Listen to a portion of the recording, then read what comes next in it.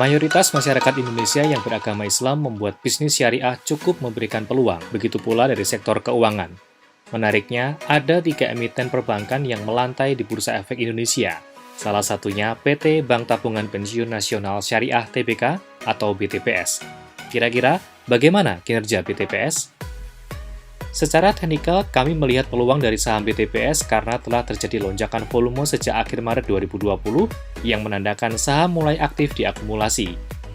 Pada sesi 1, Rabu 29 April 2020, BTPS berhasil ditutup menguat 1,84% di level harga 1.935 setelah terjadi penurunan harga selama 3 hari sejak 24 April saat Kumdev. Kami telah mereferensikan saham BTPS tanggal 29 April 2020.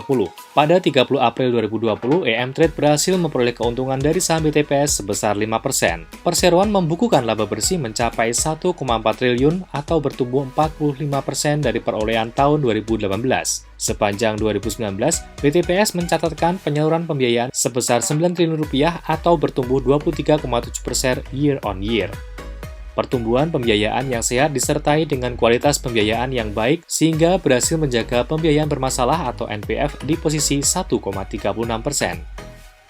Tercapainya pertumbuhan pembiayaan BTPS di sepanjang 2019 didukung permodalan dan likuiditas yang memadai dengan rasio kecukupan modal atau CAR sebesar 44,7% dengan tingkat Financing of Deposit Ratio atau FDR sudah mencapai 95,3%.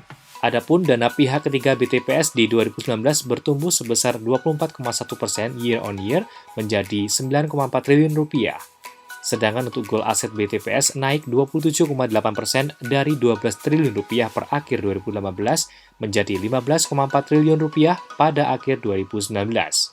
Pertumbuhan yang positif ditopang oleh digitalisasi setiap lini proses yang dimulai sejak 2018, baik di kantor pusat maupun di lapangan. BTPS juga telah merancang proses otomasi yang mudah untuk mendukung produktivitas para tim di lapangan dalam melayani nasabah.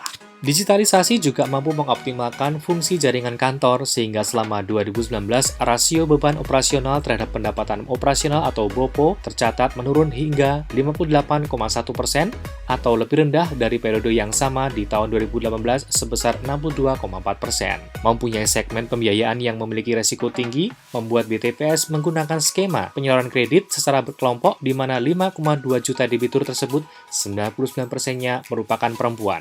Debitur perempuan khususnya ibu rumah tangga punya tanggung jawab dan kemampuan mengelola keuangan yang lebih prima. Hubungan dekat dengan peminjam menjadi kunci pertumbuhan laba BTPS di tengah pandemi.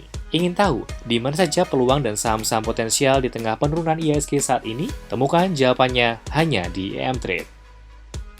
EM Trade adalah aplikasi yang membantu Anda beli jual saham apa, di harga berapa banyak beli-beli, manajemen risiko, dan bisa tanya-tanya sepuasnya.